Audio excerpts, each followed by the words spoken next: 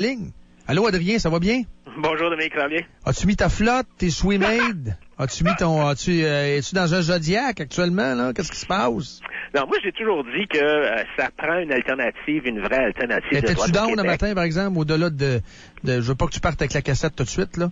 Une vraie alternative, je comprends. Mais quand t'as vu les chiffres un matin dans la presse, ta réaction, ça a été quoi? Non, mais tu sais, je suis un peu découragé, honnêtement.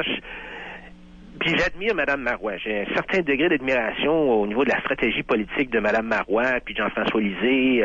C'est quand même incroyable d'avoir été capable de faire ce qu'ils ont fait au cours des 6 derniers mois. La stratégie de la charte a marché. Alors, c'est un peu décourageant de voir ça. Mais par contre, je suis un peu découragé aussi de voir la faiblesse de l'opposition. J'écoute votre émission de temps en temps, puis bon, je sais ce que vous pensez de M. Couillard, j'ai entendu tout à l'heure.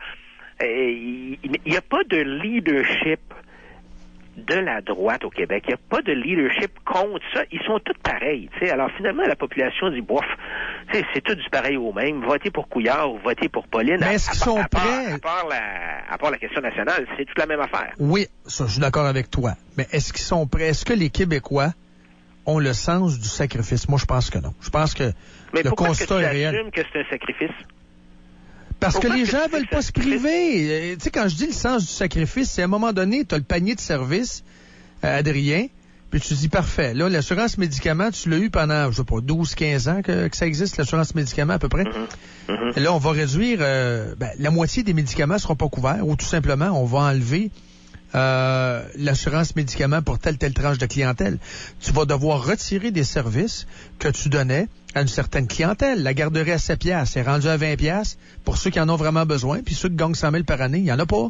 C'est ça les choix que tu vas faire. La proposition que tu offres, Adrien, soyons clairs, là, ça va faire bobo. Il faut que ça fasse bobo, mais les Québécois, ils en veulent pas de cette médecine-là, maudite merde. C'est ça qui est downer. C'est-à-dire qu'il y a des choses pour certains petits groupes de personnes où ça va faire bobo, parce que il y a des choses où on pense que l'État fait là qui ne devrait même pas là-dedans. Mais prenons les deux plus grosses dépenses, c'est quoi, Dominique? C'est santé et éducation. Oui. Bon, dans la santé, là, nous, on propose pas de couper, là, pour que les gens, on propose même pas de frais modérateurs. Tout ce qu'on dit, c'est que, on devrait permettre l'assurance privée. OK, ça, si tu t'es pas obligé, là.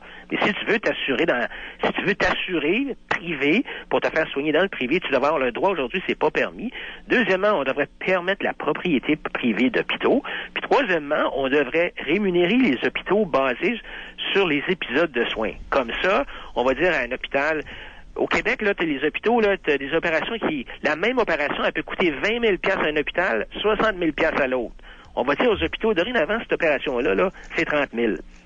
Ouais, mais qu'est-ce que tu fais avec le lobby? Tu vas sauver de l'argent, mais tu ne diminueras pas le nombre d'opérations. Ouais. Ce que je veux dire, c'est qu'il y a moyen, contrairement à ce que la plupart des gens en pensent, ce que nous, on veut faire, là, c'est augmenter la productivité. Avec le même dollar, tu en fais 2 fois plus. Par contre, je comprends tes idées, Adrien, puis ça a bien de l'allure ce que tu dis, mais c'est plus complexe que ça aussi, là. Et le devoir, ça arrive là, des fois qu'ils publient des dossiers intéressants, là. Ils parlent pas juste de gaz de schiste puis de les petits oiseaux qui ont de la peine, là. Ils parlent également de santé, puis regarde, c'est l'histoire du lobby de santé, là, le lobby des médecins, là, c'est gros en joie le vert, là. Tu sais, ce matin encore, Michel David revient là-dessus. Et puis, le lobby des médecins est gros. Le lobby de la rémunération des médecins, la rémunération qui a explosé. Mais les médecins des jeunes générations ne veulent pas travailler la fin de semaine. Moi, je connais des gens qui travaillent, qui sont cadres dans le système de santé, puis qui me le disent. Les bons médecins de 65 ou 70 ans qui travaillaient 70 heures par semaine, il n'y en a plus. C'est monsieur, madame, médecin, puis la fin de semaine, ils veulent aller en ski, puis c'est la conciliation travail-famille. Comprends-tu? C'est le lobby des médecins est trop puissant au Québec. Comment ton parti ferait pour changer ça? Mais tous les Es-tu d'accord avec ce que je dis, le lobby des médecins est trop fort? Oui, le lobby, je comprends. C'est sûr, le Québec est dirigé par des lobbies, par des groupes d'intérêt. Il y a une espèce de triangle entre le politicien, le bureaucrate et les groupes de pression. Cette espèce de triangle-là feeds on itself, tu sais, je veux dire, il s'auto-alimente. Ouais. Le politicien a besoin des votes des groupes de pression. Le politicien a besoin de la bureaucratie pour faire marcher son affaire. La bureaucratie, lui, il veut des politiciens qui votent des lois pour grossir, puis il a besoin donc des groupes d'intérêt qui vont pousser les politiciens à passer d'autres lois. Puis les groupes d'intérêt, ils ont besoin des politiciens pour avoir des privilèges, puis des faveurs, puis des monopoles. Alors, c'est une espèce de triangle qui est très difficile à briser, mais c'est à ça qu'il faut qu'on s'attaque. Puis, écoute, moi, je m'en vais pas là. Je m'en vais là pour la faire, la job, là. T'es dans quel comté, d'ailleurs? Juste donner leur juste, parce qu'on s'en va en élection. Budget cette semaine, on va en élection. C'est quoi les dates, Jean-Claude? Le 11 mars, ça va voir le lieutenant-gouverneur. Ça, c'est selon la presse. Il pourrait déposer, c'est ça, aller voir le lieutenant-gouverneur le 11 mars pour un scrutin le 14 avril. Tu le sais que ça va arriver, ça s'en vient. Ça s'en vient, certain. Comment vous êtes organisé, là, au Parti conservateur? Avez-vous un autobus? Tu vas-tu rouler en Éconoline? Vas-tu faire le tour du Québec? Vous avez combien de candidats? Vas-y, explique-moi ça. Moi, je me présente. D'abord, notre focus, c'est sûr qu'on ne dépensera pas beaucoup d'argent sur le plateau Mont-Royal à Montréal. On va dépenser notre argent là où on pense qu'on peut avoir le plus de rendement, donc dans la région de Québec, d'abord et avant tout. Moi, je me présente à Montmorency. On a annoncé cette semaine des candidats. On a annoncé Benoît Cloutier dans Lévis, Andrés Garcia dans Jean-Lesage, Monica Waverville dans Jean Talon, Jean Landry qui va être à Arthabasca. Moi, dans Montmorency, alors on bâtit notre équipe, mais on s'attend pas, là, je vais te faire un aveu, là, on prendra pas le pouvoir. Ben, c'est correct. T'as une bonne santé mentale. Ce que je savais, là, mais t'as une bonne santé mentale. Mais l'objectif, là, c'est d'avoir une voix à l'Assemblée nationale, comme Québec solidaire a une voix à l'Assemblée nationale. Québec solidaire tire à gauche, tire le PQ à gauche. Moi, le meilleur scénario qu'on peut avoir, c'est un gouvernement minoritaire avec 3-4 députés du Parti conservateur du Québec qui tirent la CAQ à droite. 3-4, je saurais un peu, là. Qui tirent couillard, parce que, tu sais, ils sont tous pareils. C'est tous des gauchistes. Ils sont tous pareils. Tu regardes, voter pour le PLQ, là, ça va être voté à gauche. Là. Je comprends qu'on se débarrasse de Pauline, mais là, on met à la place un autre gauchiste. Mais moi, je dis au lieu de gauchiste, parce que la gauche, moi, ça représente encore plus que ça. Là. Moi, j'y vais pour le statu quo. C'est-à-dire l'état actuel des choses, c'est-à-dire la social-médiocratie telle qu'on l'a connue et telle qu'on la connaîtra jusqu'à l'appel de Moody's, là. Ben c'est ça. C'est les apôtres de l'immobilisme, les Jean-François Lisée qui essaient de nous faire croire que tout va bien. C'est parce que les autres, ils veulent rien changer, là. C'est eux autres qui veulent protéger leurs droits, les droits acquis. Les révolutionnaires au Québec, là, c'est les conservateurs. Tout à fait. C'est drôle à dire, mais c'est ça. Mais je veux te poser la question. Là, tu as dit que les candidats, tu vois, il y a des candidats, donc, dans des comtés qui sont défendus par la CAQ, Lévis.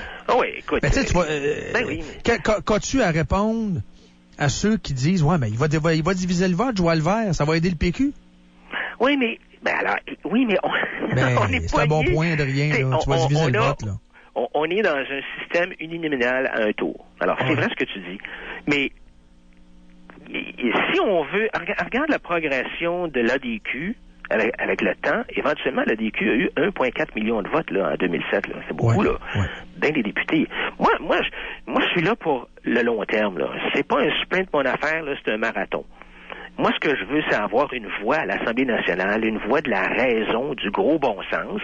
Puis si on a 3 députés ou 4 députés du Parti conservateur du Québec à l'Assemblée nationale, on va avoir accès à la presse parlementaire, on va faire passer nos idées, on va tirer la CAQ, si la CAQ existe encore, là, on va la tirer à droite, on va tirer les libéraux à droite. Tu sais, Martin. C'est sûr que toute l'affaire de le problème de la CAQ, c'est un faux départ. Malheureusement, là, pour les gens de la droite, puis quand je parle de la droite, c'est toujours la droite économique, là, la CAQ, ça a été un faux départ, puis on s'est enfargé avec la mauvaise organisation des gens qui disent qu'ils sont à droite, mais qui sont en faveur de dépenser 115 millions à Anticosti en espérant, c'est comme miser sur le rouge, là, puis espérer qu'on va gagner. Là. C'est un mauvais casting. C'est une pièce de Shakespeare avec des acteurs de films porno, des acteurs un peu... Tu comprends-tu mon point? C'est un film avec des acteurs bigarrés de différents horizons qui ne fitent pas dans le casting de la pièce de théâtre. Tu comprends-tu? Ben, une coalition, c'est ça. Gérard Deltel, qui est fédéraliste et de droite, avec un François Legault, qui est un ancien souverainiste qui dit que ça y tente plus, mais dans 10 ans, peut-être que ça va y tenter. puis un gauchiste. En fait, donc il faut mettre fin à ce faux départ-là. Ouais, mais j'ai une question pour toi, avant de se laisser, là, parce qu'on va se reparler à Adrien durant la campagne. Martin a un bon point. Martin qui nous écrit, puis ça va être ma dernière question. Pourquoi pas de candidat dans Beauce? Il dit, je suis déçu. Au fédéral, Maxime Bernier passe la gratte. Non, on va avoir des candidats dans Beauce, certains, là. Ben oui, c'est sûr. Non, mais on va avoir des candidats dans la région. On a déjà, j'ai 10, 12 candidats. Au total, je pense qu'on va avoir à peu près 60 candidats. T'sais, si on avait attendu en septembre prochain, on en aurait plus. Mais je pense qu'on va avoir à peu près une soixantaine de candidats dans la province. C'est sûr qu'on va couvrir la Beauce, là. Bon, ben parfait. On se reparle, Adrien. Avec plaisir. Merci beaucoup, bye-bye. Au revoir. Adrien Pouliot, donc chef du Parti